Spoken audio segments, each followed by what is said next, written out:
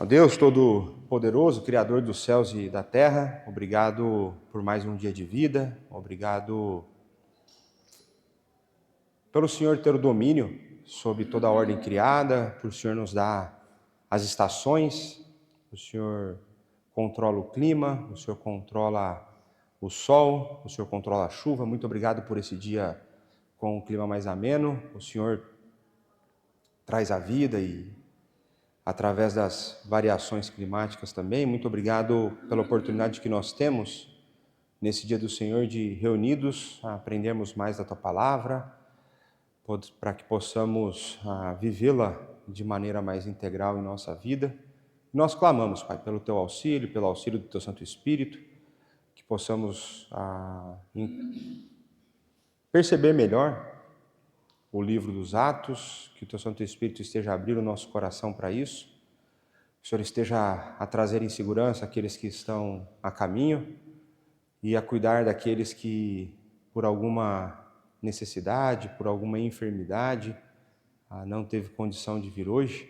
O Senhor esteja a abençoá-los e a dar a eles a breve recuperação. Seja conosco nesse momento, é o que nós te pedimos, no santo nome de Jesus. Amém. Meus irmãos, então, não é novidade para ninguém, a gente está a estudar o livro dos Atos dos Apóstolos nos PGs, e eu creio que o livro dos Atos dos Apóstolos é um livro com uma possibilidade imensa para más compreensões. Eu creio que muitas vezes a gente estuda o livro, mas talvez não da maneira tão adequada, ou não tão atento, ou não procurando o que a gente deveria procurar nesse livro. E aí, por que vocês acham que eu escolhi essa imagem aí no... Que imagem é essa? Todo mundo cantando a música do Padre Marcelo Rossi, né? Erguei as mãos, né? Não, né? Aí é nosso irmão Estevão a ser apedrejado. O que o texto bíblico diz quando Estevão está a ser apedrejado? Que ele viu o céu aberto, né? Então, quando a gente olha a oração de Estevão e a gente olha para a oração de Jesus na cruz, elas são muito parecidas. Então, Estevão, para a maioria dos que eu conheço, primeiro diácono, né, da turma de primeiros diáconos, o diácono bom, né? O cara pregou lá, pregou tão bem que o povo resolveu matá-lo. É o que acontece muitas vezes quando a pregação é boa, né? Mas vamos lá. Eu basicamente usei esses 3 livros como referência para montar a aula. Eu acredito que, por alguma complexidade que existe no livro de Atos, dos Atos, talvez a gente possa gastar até 3 aulas para fazer o panorama do livro. E o que eu quero contar com vocês? Eu quero contar com vocês com a transparência para vocês trazerem as dúvidas. Porque tem hora que vocês vão ter dúvidas que, para mim, o negócio está muito resolvido há muito tempo. Então, nem vou passar por esse tópico. Se eu não for passar por esse tópico hoje, vamos supor que você traga uma dúvida, uma coisa que eu não tinha pensado. Eu começo a montar uma lista de tópicos a entrar, e aí eu faço 2, 3 aulas, só para a gente não ter problema, que a gente vai estudar um bom tempo ao livro dos Atos, né? Quantos capítulos tem o livro dos Atos? Na sua Bíblia tem quantos? São 28, né? Tanto é que tem uma agência missionária chamada Atos 29, que é o capítulo subsequente da expansão da igreja, né? Tem pessoas que não gostam do título, eu acho que é no mínimo criativo, né? Mas eu usei então esses 3 livros de referência, o mais à esquerda de vocês aí, de um dos grandes estudiosos de Novo Testamento do nosso tempo, se não o maior, o G.K. Beale.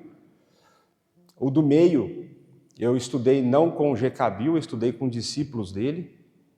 Quando eu me inscrevi para o mestrado, ele foi embora, por conta da época do Covid, né? Depois eu descobri que eu dei graças a Deus que ele foi embora, que provavelmente eu acho que eu reprovaria se fosse ele o professor, né?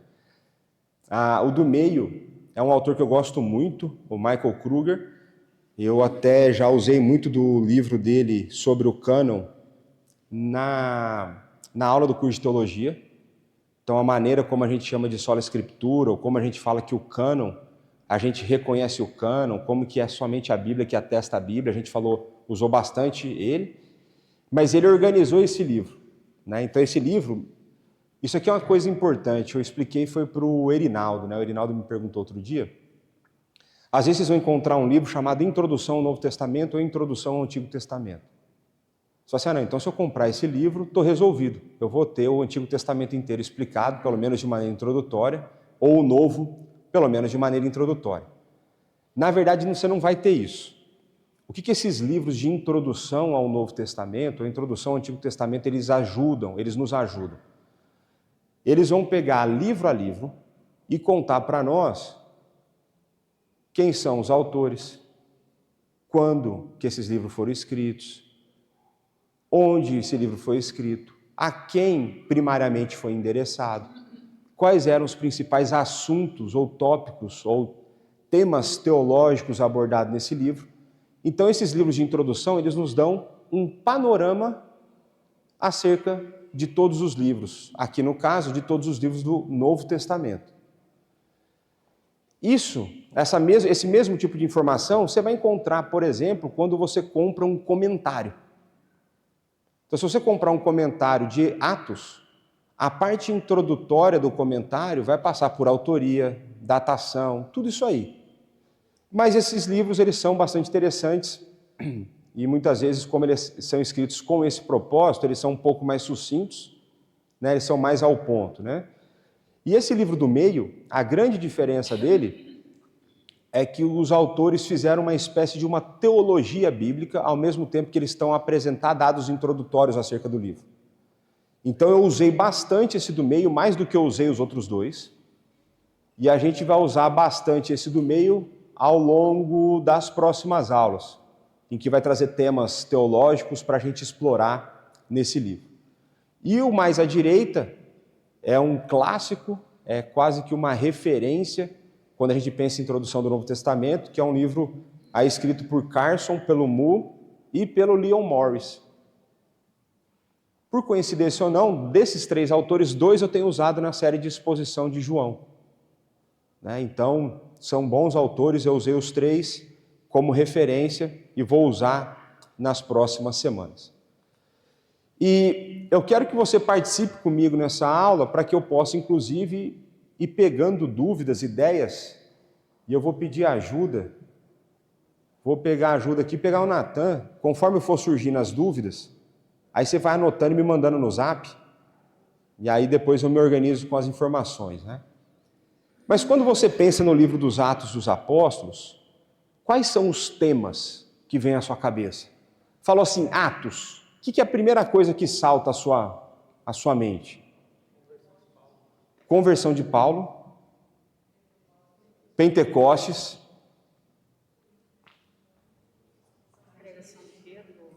pregação de Pedro, batismo do Espírito Santo, o que mais? Surgimento da igreja. Pode falar com força. Ascensão de Jesus. A gente tem isso relatado no Atos dos Apóstolos e tem também nos Evangelhos. Descida do Espírito Santo. Jesus assunto aos céus. Oi? Isso, a Lília comentou, né? Então você tem em Atos, tanto em Atos quanto nos Evangelhos, Jesus sendo levado aos céus. Oi? As viagens de Paulo, Estevão, né? O Matias, né? Foi o estudo da semana. O Matias escolhido como o outro apóstolo. E aí, eu vou fazer provocações, né? Indicação de diáconos em Atos 6. Se tinham 12 apóstolos, foi o número que Jesus escolheu. Aí depois vem Matias. O que acontece com Paulo? Fica aí para vocês pensarem o que acontece com Paulo, né? Se Paulo... Aí tem uma grande discussão em cima disso, mas eu posso brincar depois um pouco mais com isso. Mas vocês estão Vocês me surpreenderam, num certo sentido, positivamente com os temas que vocês trouxeram. Porque normalmente as pessoas focam no que em Atos? Nos eventos extraordinários. Pode ser o falar em línguas, pode ser, por exemplo, a grande quantidade de milagres e curas. Mas, por incrível que pareça, as pessoas não percebem isso. A quantidade de milagres que acontecem no livro dos Atos já é menor do que acontece nos evangelhos. E existe uma lógica para isso. Existe uma razão disso acontecer, né? Mas, normalmente, a gente tem muito foco aí, por exemplo, eu acho muito legal, né, a invenção do portão automático, não é? Quando Pedro está saindo da prisão, que as portas se abrem automaticamente, ele vai saindo. Então a gente tem a libertação de Pedro da prisão, a gente tem tantas outras cenas, né? Você tem lá os discípulos, o que eu não tenho nada, não tenho prata, não tenho ouro, mas que eu tenho, toma, levanta e anda. Aí fala que só de tocar na sombra, o povo era curado. Então, normalmente, o pessoal dá um foco nos eventos extraordinários quando estuda o livro dos Atos. E eu creio que grande parte da confusão que existe no meio evangelical vem por conta disso. As grandes divisões que existem em termos de denominações têm a ver com a maneira como nós enxergamos o livro dos Atos. Essa vai ser a minha defesa. Que se a gente entender corretamente o livro dos Atos, a gente teria redução de denominações, né? Agora, será que é esse o foco do livro dos Atos dos Apóstolos? Será que o foco do livro é falar dos eventos extraordinários? Será que é isso o mais importante que tem nesse livro? Acho que essa é uma pergunta que a gente precisa responder. E eu creio que nós corremos o risco de deixar de lado aquilo que é essencial e enfatizar aquilo que é secundário pelo simples fato do secundário ser extraordinário. Então, o que eu já assumi na minha fala aqui para vocês? Que os eventos extraordinários não são primários, eles são secundários. Eles não são o que tem de mais importante no livro dos Atos, mas eles vão contribuir para aquilo que é mais importante. E uma das razões que eu creio que nós somos tentados, ou facilmente nós deixamos de lado aquilo que é importante e nós nos apegamos àquilo que é secundário, é porque nós somos facilmente distraídos. O que está escrito ali? Exemplo do mágico, né? Quem aqui já viu mágica sendo feita ao vivo? Como que o mágico engana a gente? Porque aquilo é um truque. Ele não opera aquele sinal. Não é um sinal. Não é um sinal miraculoso. Aquilo é um truque que engana. Ele cria uma distração para nós. Né? Então você tem os vigaristas lá que fica o negócio de esconder no copinho, não tem? A bolinha e vai rodando. Em algum momento ele te engana. Ele cria uma distração. Existe uma forma dele trabalhar. Então nós somos facilmente distraídos daquilo que é importante e nós nos apegamos àquilo muitas vezes que é secundário ou terciário pelo simples fato daquilo ser extraordinário. E aqui não entendam erroneamente as minhas falas. Eu não estou a dizer que o que acontece não é extraordinário, eu não estou a dizer que o que foi extraordinário pelo fato de ser secundário não é importante. Eu só estou a dizer que o que é secundário é secundário. Isso é uma coisa que a gente tem que ter na nossa mente. Agora vamos começar a caminhar um pouco sobre a introdução do livro, né? E aí o autor daquele livro do meio, né? Na verdade são vários autores, cada um escreve um capítulo, e eu cheguei até aula com esse que escreveu o capítulo de Atos. E ele chama, muito engraçado, né? O sobrenome dele é Cara. Então, Robert de Cara. Então, o Cara, ele escreveu o seguinte: o livro dos Atos é uma interpretação teológica da história das primeiras 3 décadas da igreja primitiva. Começa com a ascensão de Jesus do Monte das Oliveiras, e termina com Paulo em Roma, em prisão domiciliária, a pregar o reino de Deus. Para além da amplitude geográfica, a narrativa inclui muitos acontecimentos milagrosos e emocionantes, incluindo curas, falar em línguas, fugas de prisões, conversões em massa, martírios, motins, perseguições, naufrágios, poderia até colocar aqui torturas, e aparições perante altos oficiais romanos. Por detrás, e a orquestrar todos esses acontecimentos, está o Deus triuno que está a reunir e a aperfeiçoar a Igreja de Cristo. Então vamos fazer como que a gente estivesse a estudar a confissão de fé aqui. O que a gente consegue aprender, e eu acho que ele está correto nessas afirmações que ele faz aqui, o que a gente pode aprender do livro dos Atos a partir desse parágrafo?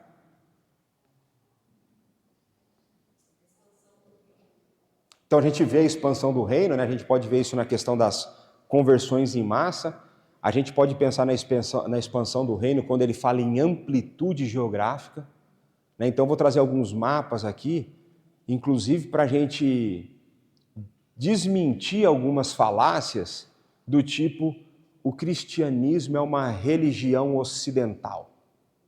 Quem fala que o cristianismo é uma religião ocidental, a pessoa é no mínimo estúpida. No mínimo, para começar leve. Porque uma das maiores burrices que você pode dizer no algo começou em Israel. Então, você chamar de ocidental é uma das maiores burrices que pode ter. Né? O que mais que a gente consegue aprender aqui? Oi? A proteção divina. O que mais?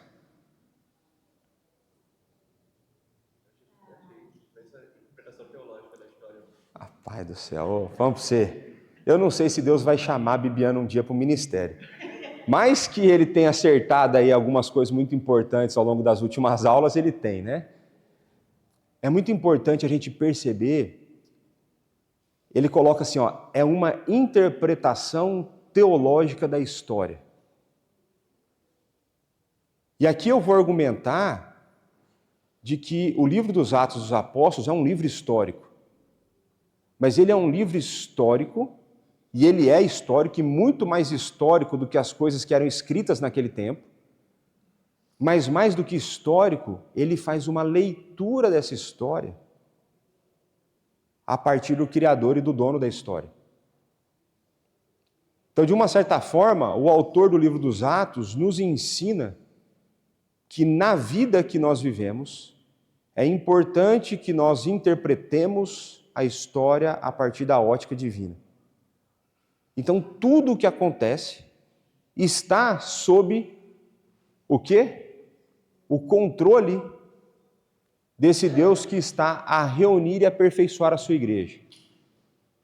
Então, não existe um evento histórico que não esteja dentro do controle divino e dos decretos divinos. Então, a gente pode falar aqui de providência divina. A maneira como Deus vai, ao longo da história, reunir o seu povo. Né? Então, uma interpretação teológica da história. Então, isso é muito importante. Porque isso aqui, quem está mais tempo aqui na igreja sabe disso. Existe a possibilidade de neutralidade intelectual? Não existe. Então, todo mundo chega para interpretar factos, todo mundo chega para interpretar eventos a partir de uma perspectiva, a partir de uma visão de mundo. Então, se você for ler um livro que conta a história da Segunda Guerra, escrita nos Estados Unidos, eu imagino que ela vai ser um pouco diferente de um livro que conta a história da Segunda Guerra, escrita por um alemão. Eu acredito que vai ser um pouco diferente. Se você for pegar, por exemplo, você pegar a maneira como Moisés conta para nós a história do Êxodo, é um pouco diferente da maneira como os egípcios contam a história do Êxodo. Qual que é a grande diferença? Os egípcios não contam, porque as pessoas não registravam suas derrotas. Era vergonhoso para o faraó registrar. E isso é normal na história antiga. Aqueles que estavam à frente das nações Quem lembra aqui de quando o pastor Márcio Alonso veio aqui? Aí vocês lembram de que ele falou daquele cerco que foi feito e que o povo não conseguiu furar o cerco, e aí o rei que não conseguiu furar o cerco? Veja bem, a gente deixou eles lá porque eles estavam isolados. Eles não deram conta. Se você vai contar na visão do israelita, falou, não, Deus nos protegeu e eles foram incapazes de varar o nosso bloqueio. Por quê? Porque Deus estava do nosso lado. Então não existe possibilidade de interpretação da realidade a parte de uma cosmovisão. Não existe possibilidade de interpretação da realidade de maneira neutra. Não existe. E Lucas está a ensinar para nós, aqui eu já falei quem é o autor, você já sabia, mas eu já falei quem é o autor do livro dos Atos, está a ensinar para nós que a maneira correta de se interpretar a história é a partir de uma perspectiva bíblica, a partir de uma perspectiva divina. É olhar o Deus que controla todas as coisas, a conduzir e a fazer a sua vontade acontecer na terra. O que mais que a gente pode aprender aqui?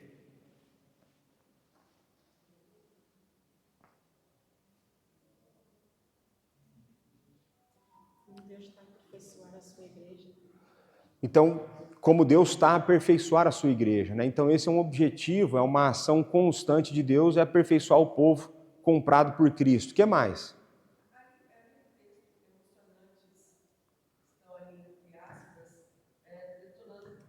Pode ser que detone acontecimentos que chamam a atenção, serem emotivos, mas que não têm tanta relevância quanto os outros. Não, eu acho que ele pôs ali só para... Porque é o seguinte, presbiteriano, ele tem um receio de soar coisas que ele não gostaria de soar, né? E às vezes nessa receio a gente comete erros, né?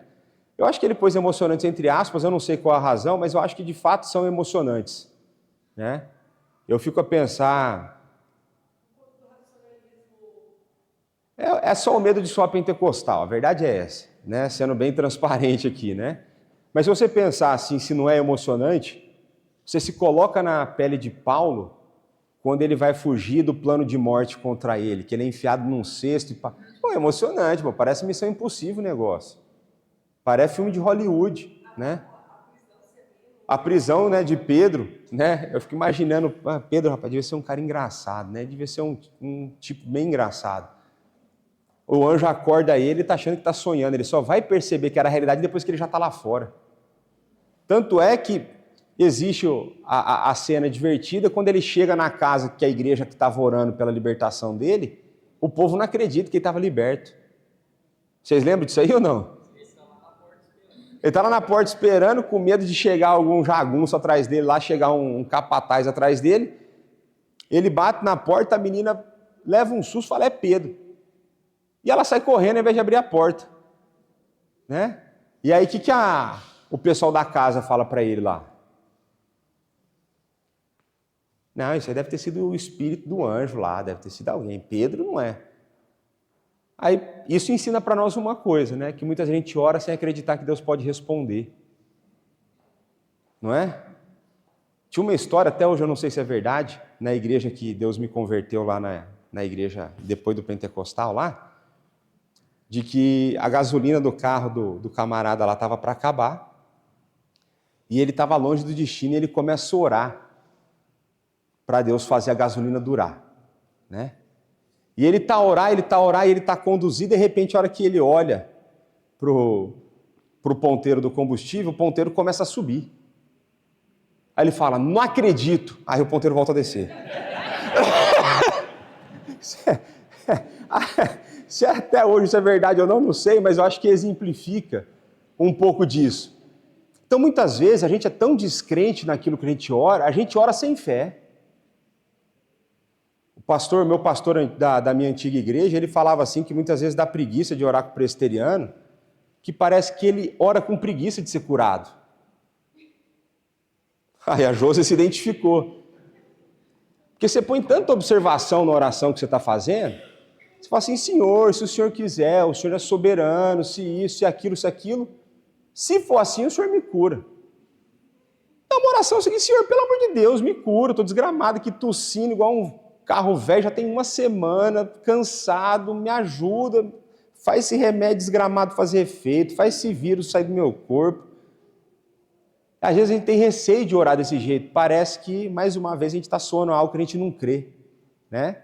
Mas pronto, né? Então acho que tem muitas coisas que de fato são emocionantes aqui na narrativa de Atos, né? Eu imagino que deve ser emocionante você pregar e 3.000 pessoas converterem. Né? Se uma converte já é um negócio impressionante, imagina 3.000 de uma vez. Acho que eu infartava. Acho que deve ser um bom jeito de morrer, né? Deve ser um bom jeito de ir embora. Oi?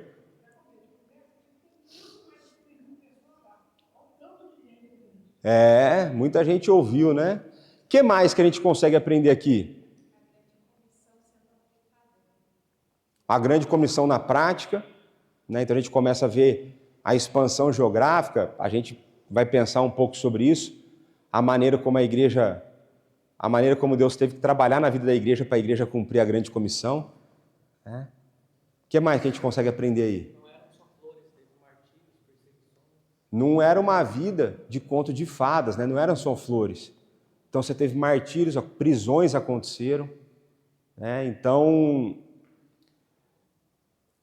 uma coisa que eu acho interessante é que nenhum dos apóstolos hoje poderia ser liderança numa igreja neopentecostal. Nenhum dos apóstolos seria. Porque sofrer na visão neopentecostal pressupõe desfavor divino. Você foi rejeitado por Deus. E a gente tem exemplo daqueles que foram escolhidos por Cristo para anunciar as boas novas. Depois de Cristo, os maiores exemplos que a gente tem no Novo Testamento são os apóstolos. Ô vidinha que eles tiveram, não é? Todos morreram ou martirizados, aí você pode até questionar, por exemplo, se João foi martirizado ou não. Mas ele morreu em exílio. Lascado lá na ilha de Patmos, lá. Então, quando a gente olha para a vida dos apóstolos, isso mostra para nós que vida cristã não é mar calmo, não é conto de fadas.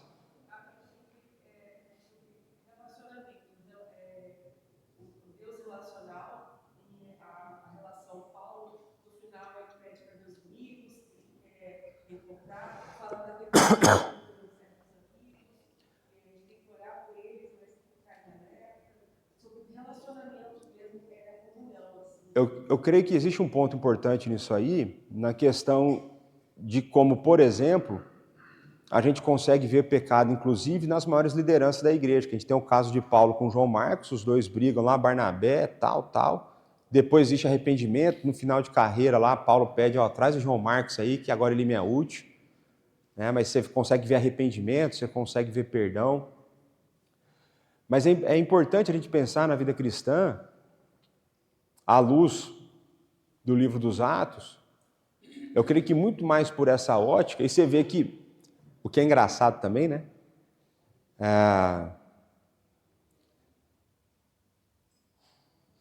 Esses homens foram usados por Deus para operar sinais miraculosos, mas nenhum deles fugiu do seu destino ou tentou usar desses sinais para fugir do seu sofrimento.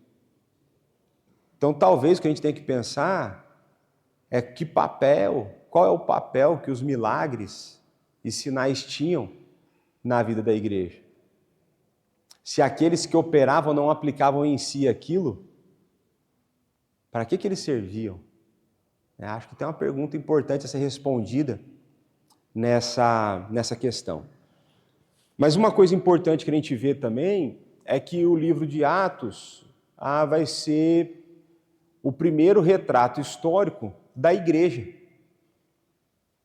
Então, antes da gente chegar que a gente chama na história, a história da igreja antiga, a gente tem a história da igreja primitiva. E o livro dos Atos vai contar esses 30 primeiros anos, essas 3 primeiras décadas, de como a igreja começou, e é daqueles 12 que nós viemos à existência.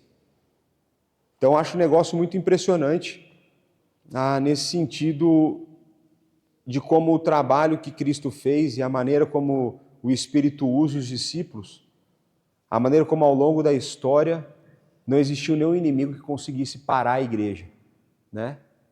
E não vai ser hoje que Kim Jong-un, Xi Jinping, não vai ser hoje que esses caras vão conseguir. Não vai ser Alá, não vai ser Mohammed, não vai ser ninguém que vai conseguir parar o avanço da igreja. Porque ela nunca foi parada e ela nunca vai parar. Porque o Espírito está a mover a igreja de Cristo adiante. Então vamos avançar aqui. Então ele vai continuar. Os Atos, o livro dos Atos, está intimamente relacionado tanto com os evangelhos como com as epístolas do Novo Testamento, especialmente com as epístolas de Paulo. Em ligação com os evangelhos, os Atos continuam a história de Jesus, incluindo os apóstolos, no mundo pós-ressurreição. É claro que o livro dos Atos está explicitamente ligado a um dos evangelhos de maneira especial, que é o evangelho de acordo com o relato de Lucas. Atos está intimamente relacionado com as epístolas do Novo Testamento, pois fornece uma estrutura histórica para contextualizar estas cartas. Por exemplo, sem o livro dos Atos, seria difícil construir uma vida do ministério de Paulo, coerente, utilizando apenas as epístolas paulinas. Atos fornece informações sobre a perseguição de Paulo, a igreja e a sua maravilhosa conversão, as 3 viagens missionárias de Paulo, a sua viagem a Roma e os seus vários companheiros e muito mais. Então o livro dos Atos, esse livro vai nos ajudar a perceber o contexto de todo o Novo Testamento pós-evangelhos. Então ali depois você vê qual que é a divisão, a estruturação do Novo Testamento. Você tem os 4 evangelhos, você tem o livro de Atos, que ele é um volume 2 dos escritos de Lucas.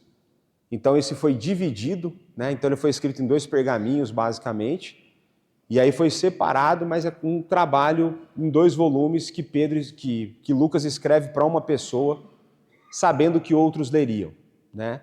A gente vai falar um pouco sobre Teófilo, provavelmente é um patrono que investiu financeiramente em Lucas, para que Lucas escrevesse esse trabalho, né?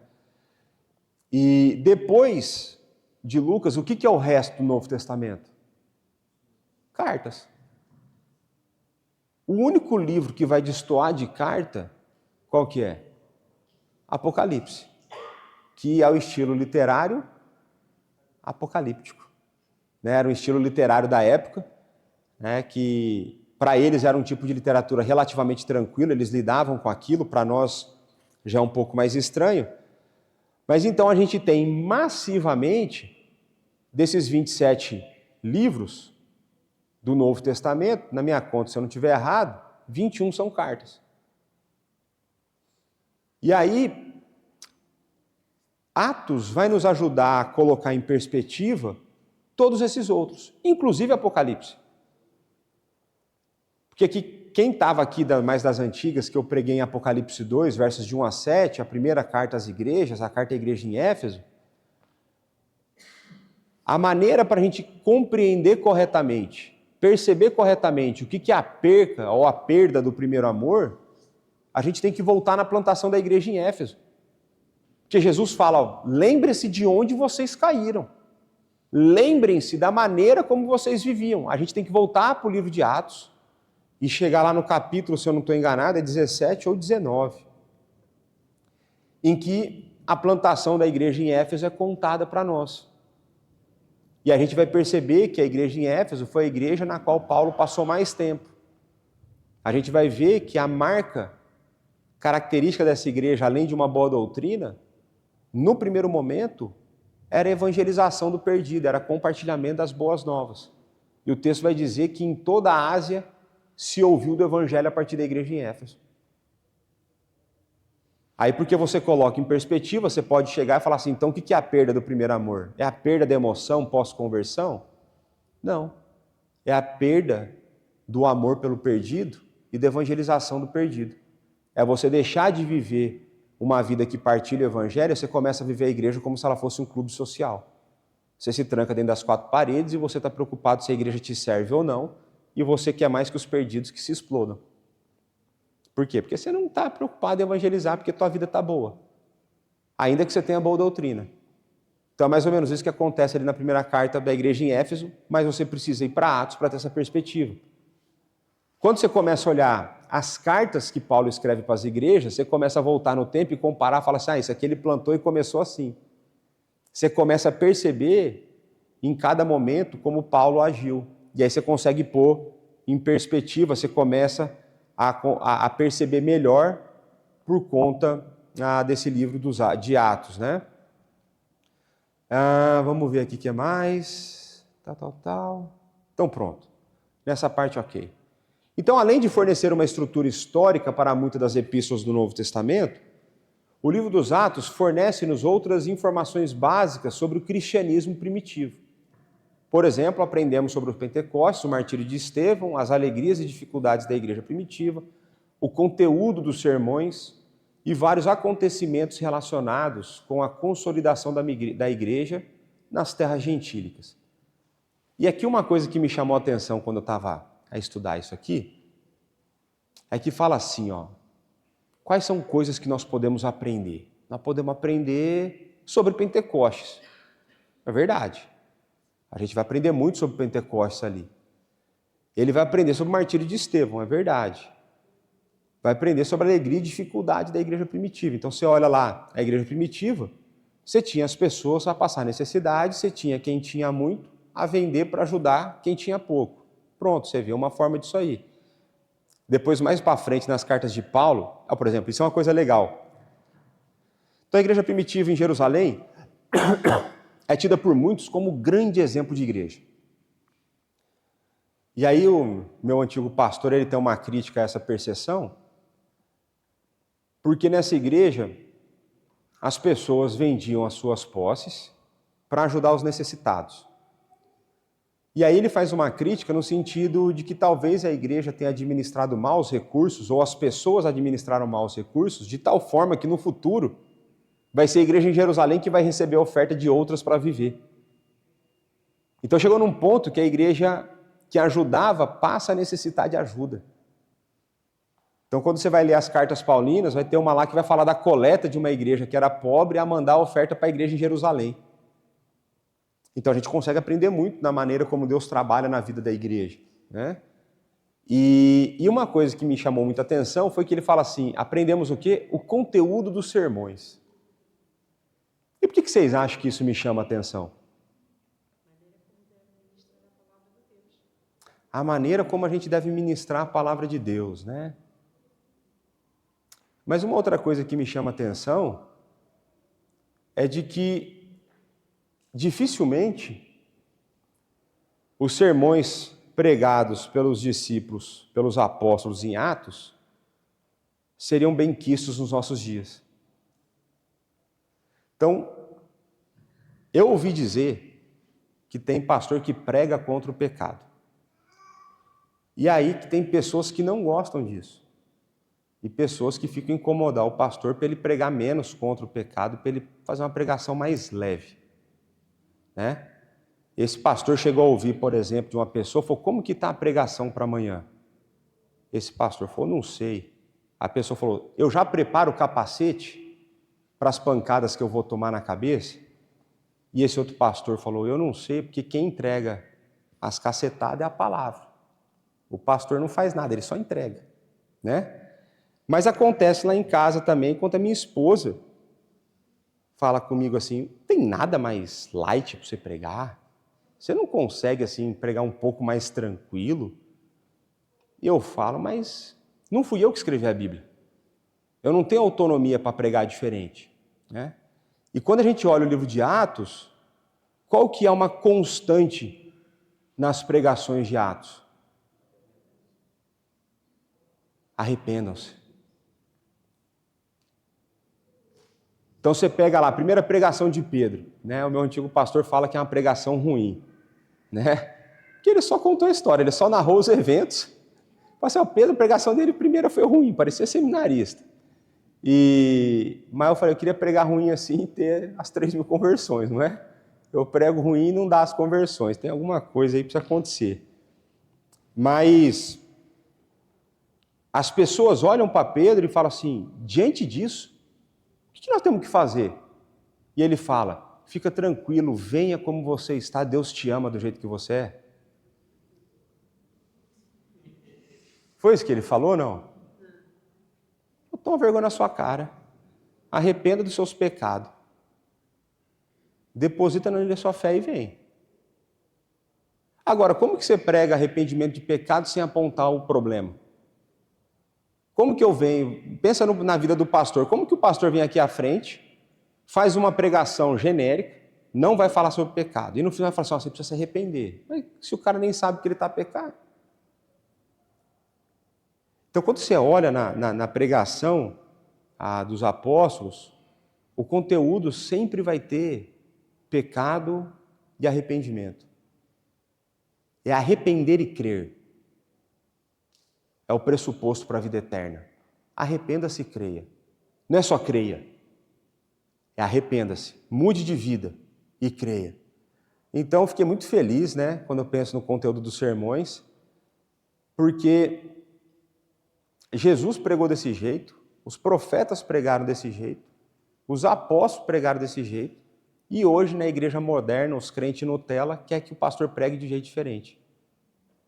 Contra todo o modelo que foi dado pelo dono de todas as coisas. Inspirado por ele o modelo, né? Então, a gente consegue perceber que a pregação à luz de Atos, num certo sentido, não é um bicho de 7 cabeças. Ele é a exposição de fatos, apontar pecado, chamar o arrependimento. Em algum momento é o arrependimento para que você deposite a sua fé em Jesus Cristo como seu Senhor e Salvador, que vai acontecer hoje, se eu estiver vivo até o final da pregação. E a outra, muitas vezes, é chamado ao arrependimento de você que já é crente e está vivendo uma vida de pecado deliberado. Mas o chamado ao arrependimento vai ter que estar presente, né? Então vamos lá, vamos avançar aqui. Agora eu quero trazer para vocês algumas coisas que eu percebo que farão diferença na hora de você interpretar Atos, tá certo? Então, quais são essas coisas que nós precisamos ter em mente?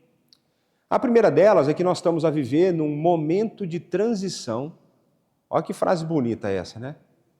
No enredo da história da redenção. Essa frase ficou boa e eu mesmo que escrevi. São poucas que acontece isso, por isso que eu estou falando. Tem umas minhas que foi muito ruim, mas essa daí eu gostei, né? Fala muito, mas também parece que não fala nada, né? Mas a ideia é o seguinte: a gente tem a história da redenção, e a história da redenção a gente separa dentro das Sagradas Escrituras em 2 grandes momentos. Antes de Cristo e depois de Cristo. Então você tem o Antigo Testamento e você tem o Novo Testamento. A revelação de Deus, a palavra de Deus, ela tem a sua revelação que nós chamamos uma revelação progressiva. Não progressista, progressiva. E ela é progressiva em que sentido? Ela é progressiva no sentido de que, ao longo de toda a história, sempre existiu conhecimento suficiente de Deus para a salvação. Mas nem sempre Deus foi conhecido com a mesma quantidade de informação. Então, essa informação acerca de Deus e da maneira como Ele salva, ela aumenta ao longo da história. Por exemplo, de que maneira as pessoas eram salvas no Antigo Testamento? Oi? Circuncisão?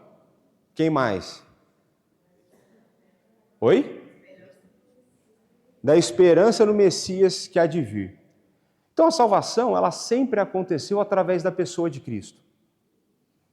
Agora a pergunta a ser feita: sempre ao longo da história as pessoas tiveram o mesmo conhecimento que nós temos acerca de Cristo? Não. Qual é o primeiro momento histórico em que a salvação passa a ser necessária? Depois da queda. Depois da queda, antes da queda não precisava de salvação. Então você tem a queda, a partir da queda a salvação passa a ser necessária. A partir do momento que a salvação passa a ser necessária, o que Deus faz? Deus dá conhecimento suficiente para que a salvação fosse possível. Aí é Gênesis 3,15.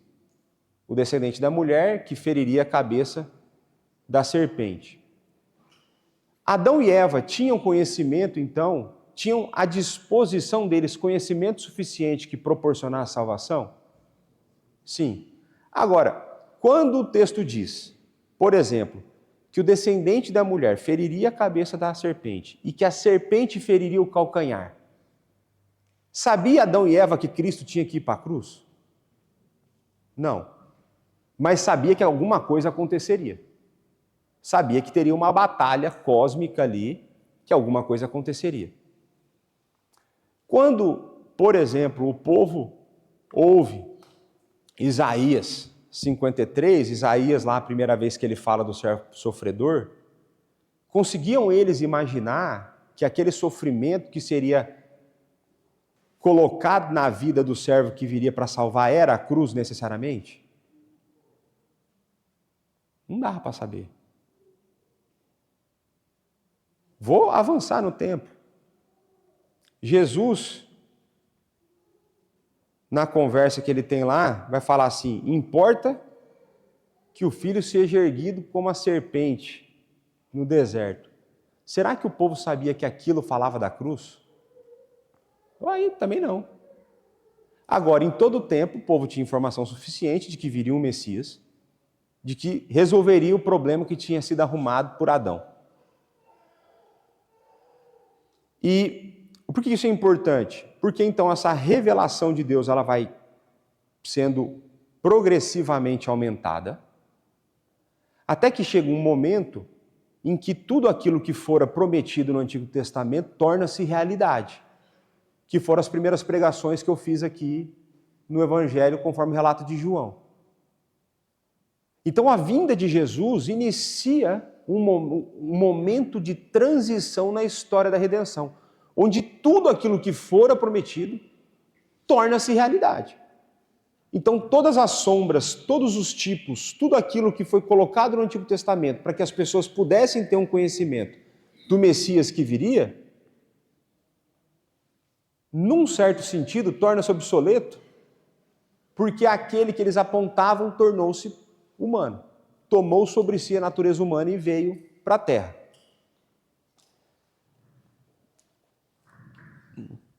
Da entrada da primeira vinda de Cristo até o final do livro de Atos, a gente tem um momento de transição. Ou seja, porque a gente tem a nossa mente moderna, a gente tende a pensar na propagação do conhecimento na forma como ele acontece hoje.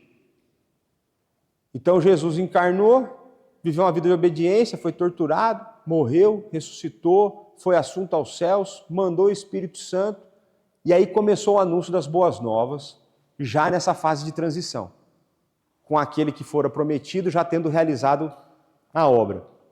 E a gente acha que isso se propagou na mesma velocidade que propaga hoje a informação. Então, se fosse hoje, tivesse acontecido isso depois do Pentecoste, na época do Pentecoste ia ter um monte de digital influencer gravando um vidinhozinho no TikTok, fazendo dancinha para falar que o Espírito tinha vindo. E aí, em questão de segundos, o vídeo ia viralizar, milhões e milhões de pessoas saberiam que tinha acontecido o evento em Pentecoste. Foi assim que aconteceu? Não foi. A informação ficou confinada em Jerusalém durante um tempo. Então, quando a gente olha para o livro de Atos, e isso vai ser muito importante, por exemplo, para a gente entender a manifestação de línguas. Porque era um momento de transição. Até aquele momento, a plenitude do Espírito não havia chegado. Ela chega em Pentecostes.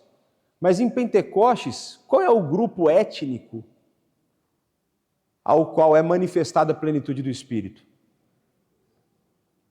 Quem que estava no Pentecostes? Judeus. São esses todos os grupos étnicos que existem? Então já estou dando uma dica para você de que talvez as várias vezes, na verdade, se eu não estou enganado, são 4 vezes, que a manifestação do Espírito em línguas acontece em Atos, está relacionado com um grupo específico de pessoas. E aí, eu vou continuar a falar sobre isso no ponto seguinte.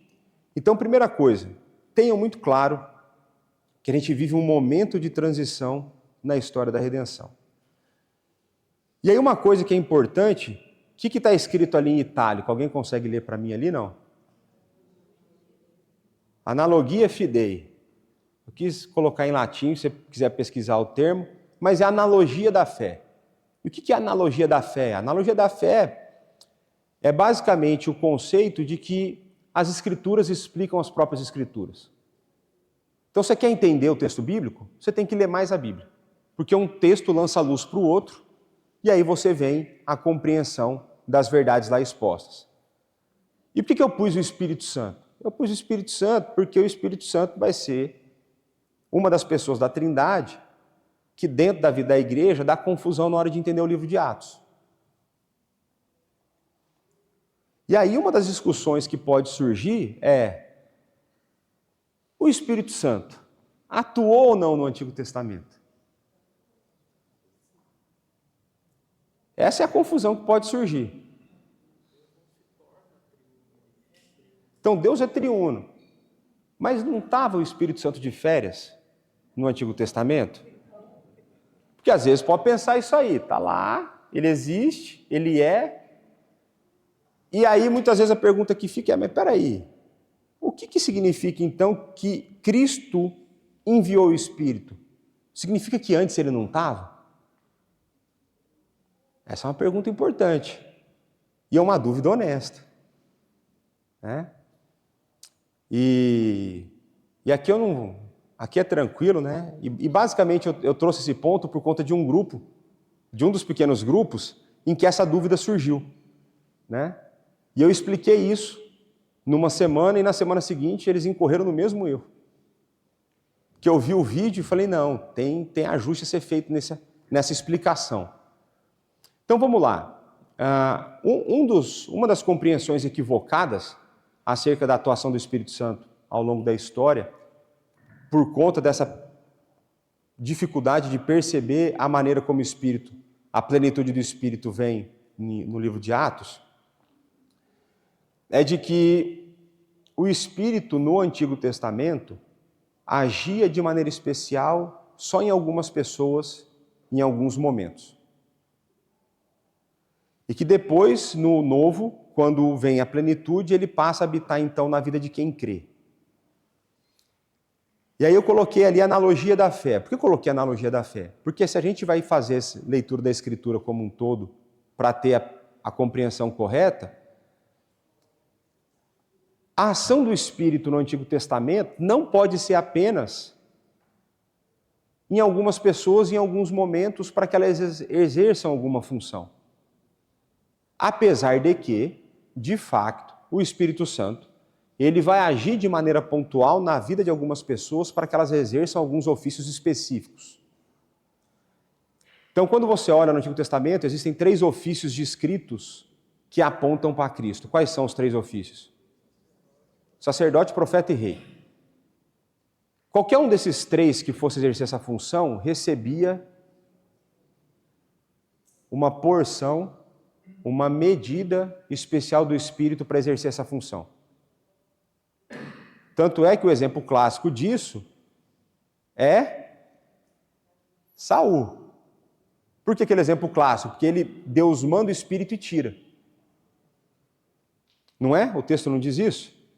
E aí você vê que para exercer o ofício de rei é necessário que o Espírito seja dado e mantido. Agora, vocês acham que esse texto quer dizer de que o Espírito foi dado e tirado, que Saul perdeu a salvação? Não pode ser.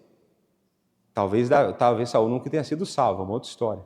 Não quero entrar no mérito dessa discussão agora. Agora, vocês acham, quando vocês leem do Antigo e vão para o Novo, que Deus ele opera alguma mudança antropológica? Parece haver fundamento para que a gente creia de que o homem, o ser humano do Antigo Testamento é diferente do ser humano do Novo? Vocês acham que tem essa possibilidade ou não? Na minha Bíblia não tem. Na minha Bíblia, o ser humano ele permanece o mesmo desde quando ele foi criado.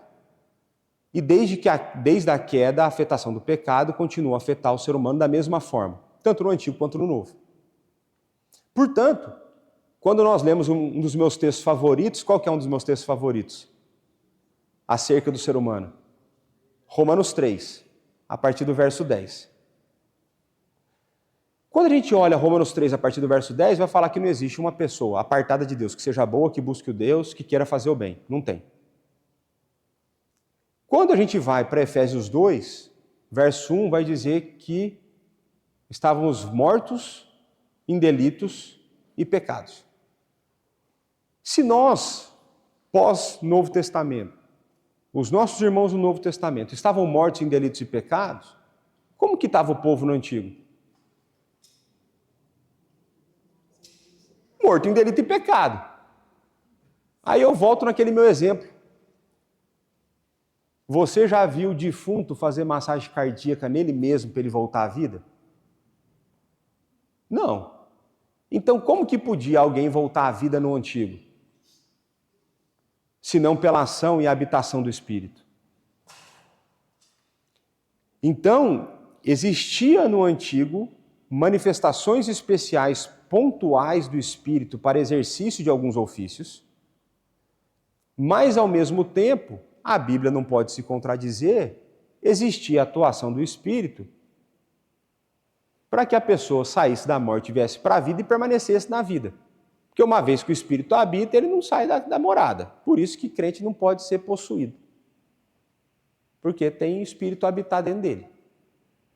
Agora, se isso é verdade, que diferença então que tem? Que raios que nós temos nessa ideia da plenitude do Espírito em Atos, no Pentecostes? Essa é uma pergunta, o que significa então?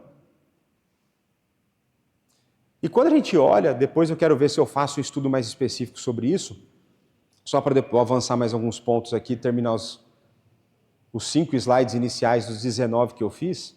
Então eu não sei quantas aulas nós vamos ter de Atos. Mas quando a gente pensa na ideia de Cristo mandar o Espírito, não é que o Espírito não tivesse a agir na terra, é que a plenitude, o Espírito não agia ainda de maneira plena. Então você consegue perceber uma diferença na ação do Espírito e na maneira como ele conduz a vida da igreja. E por isso eu acho que recai mais sobre nós responsabilidade, e a gente vai ter mais juízo sobre nós do que muitas vezes sobre o povo de Deus no Antigo. Que a gente tem uma medida maior do Espírito Santo.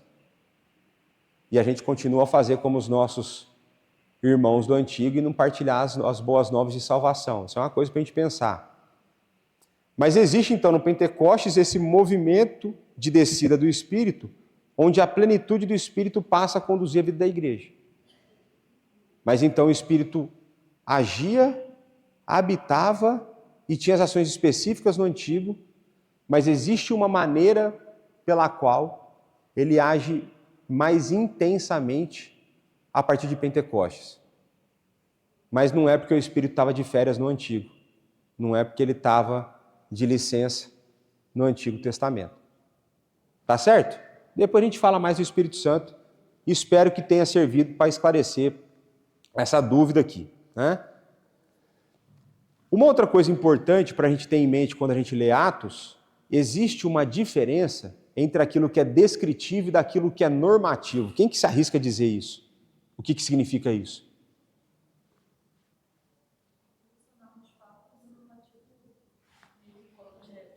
Então, descritivo é meio que narra os fatos e normativo que estabelece uma regra. Então, por exemplo, adultério de Davi é descritivo ou é normativo? Se fosse normativo, a nossa vida todo mundo vamos adulterar. Não é. Não é. Descritivo. Tá, descrever um evento. Quando você pensa lá de quando Saul vai invocar o morto, aquilo é descritivo ou normativo? É descritivo. E as pessoas pegam coisas descritivas de Atos e tentam torná-las em normativas. Então esse é um dos problemas. Porque se nós vivemos um momento de transição, transição não vai definir a regra. Transição, no caso de Atos, está a descrever aquilo que aconteceu. Tanto é que várias das disputas teológicas que existem dificilmente têm lugar nas cartas posteriores a Atos. Então essa é uma coisa importante para a gente pensar, né? Eu gosto sempre de dar o exemplo da... Qual é a carta que Paulo mais fala sobre dons espirituais? Coríntios. O que eu acho engraçado é que a igreja que mais falava de dom, que mais tinha disputa de dom, era a igreja mais carnal de todas as cartas. Era a igreja que aceitava dentro do meio deles que o enteado pegasse a madrasta. E eles se orgulhavam disso. E Paulo vai dizer, nem entre os gentios, nem entre os descrentes, os caras aceitam tal coisa, e vocês acham que vocês são bons demais. Aí entra as igrejas inclusivas nos nossos dias, que é basicamente a mesma coisa. Se orgulham de aceitar aquilo que Deus abomina, né? Mas pronto, então o livro do Atos, ele não é um livro normativo, ele é um livro descritivo e maioritariamente descritivo. Vai ter coisas que você pode aproveitar lá, falar assim, isso aqui pode ser uma norma, né? Mas de maneira geral ele é descritivo. E esse aqui é polêmico, né? E aqui eu vou citar meu amigo Roberto. Aqui eu vou dar nome, né? Existe uma confusão entre milagres e eventos extraordinários. Então, às vezes eu estou numa conversa com o Roberto e às vezes ele fala assim, porque eu acredito que Deus ainda faz milagres hoje. Por que ele faz questão de destacar isso? Porque ele acredita que eu não creio nisso. Senão ele não precisava falar que ele crê. Seria o padrão que todo mundo cresce. E, por exemplo, Deus faz milagres ainda hoje? Depende de como você define o que é milagre.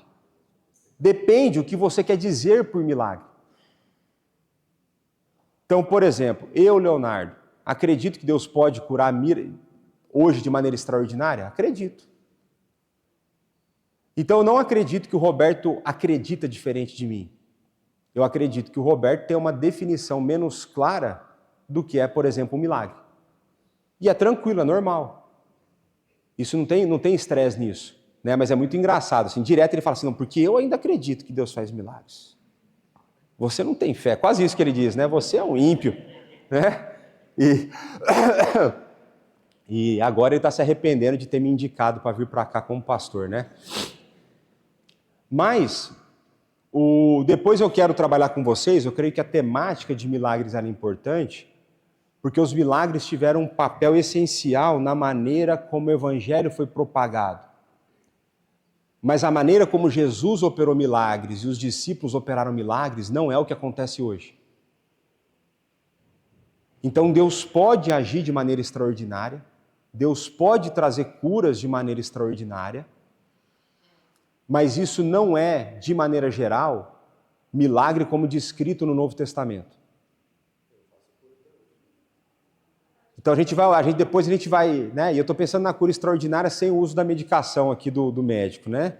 Mas depois a gente vai discutir mais sobre isso, mas é importante a gente entender que existem eventos extraordinários até hoje. Mas não necessariamente é milagre no formato do Novo Testamento. Existe um propósito, e eu vou dizer para vocês que o propósito dos milagres está relacionado com a chegada do reino e as credenciais do reino de Deus acontecendo na terra. Isso é uma dica que eu vou dar para vocês. E eu vou defender para vocês aqui que o principal motivo, ou aquilo que é primário, essencial, fundamental no livro de Atos, é o anúncio das boas novas de salvação. Em que todos os eventos extraordinários que eu coloquei como secundários dão um fundamento e as credenciais para que o anúncio das boas novas acontecesse.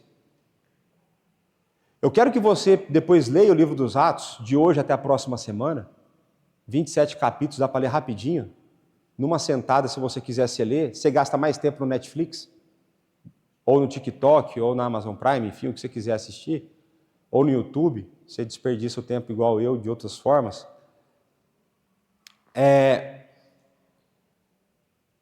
Repara quantas vezes chamado a arrependimento e pregação e anúncio da Boa Nova acontece. Você vai cansar de grifar. É todo o tempo anúncio. O que é essencial no livro dos Atos é a maneira como Deus chama a sua igreja à existência. É a maneira como Ele reúne a sua igreja, aperfeiçoa a sua igreja e leva a sua igreja a anunciar as boas novas. Para isso, Ele manda até perseguição. E aí depois, na próxima semana, eu quero saber se você vai precisar ser perseguido ou se você vai fazer livremente, se juntar no privilégio de fazer parte do anúncio da glória de Deus para todas as nações, né? Então pensem nisso. A gente se perde na leitura do livro dos Atos, porque a gente foca muito no extraordinário e a gente se esquece do ordinário, que é o anúncio das boas novas, em que todo o evento extraordinário está a serviço do anúncio ordinário das boas novas. Em todo o tempo é a palavra de Deus a ser anunciada, em todo o tempo as boas novas de salvação a ser anunciadas no livro dos Atos dos Apóstolos. E depois nós vamos discutir se Atos dos Apóstolos, Atos do Espírito Santo, tem sempre uma discussão acerca do nome. Então eu retomo, a partir da próxima semana, aqui desse slide, talvez eu faça uma recapitulação, porque depois eu tenho que trazer aqui, todos os eventos que acontecem em Atos, o mapa, enfim. Acho que nem vou precisar preparar a aula semana que vem. Falei 5 slides, tem mais 19, mais 14, sei lá. Mas que era só para a primeira aula. Aí o Natan gosta, né? Então pronto, então vamos orar, senão o pessoal dos cânticos vai brigar comigo e o pessoal está com fome, vamos tomar pequeno almoço. Pai, muito obrigado por mais esse dia de vida, muito obrigado pelas belas palavras de vida que nós encontramos no livro dos Atos. Muito obrigado, pois o Senhor é o mesmo ontem, hoje e sempre. E o Senhor é um Deus poderoso que age poderosamente na vida do teu povo. Nós cremos que o Senhor opera maravilhas. A principal delas é trazer um coração morto à vida.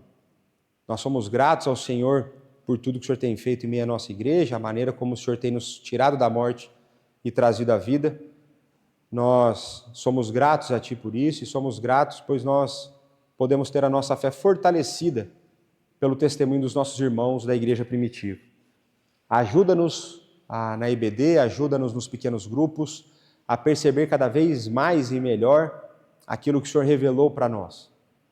Nós queremos, como igreja, viver o extraordinário dentro do ordinário. Nós queremos, de fato, ter experiências com um Deus Todo-Poderoso que leva o seu povo a fazer parte do seu propósito global de anunciar a sua glória a todas as nações. Ajuda-nos nisso. Dá-nos um momento agora precioso também de comunhão durante o pequeno almoço e prepara o nosso coração para ouvir a Tua palavra no culto solene. É o que nós te pedimos, no santo nome de Jesus. Amém. Meus irmãos, liberados aí para o pequeno almoço.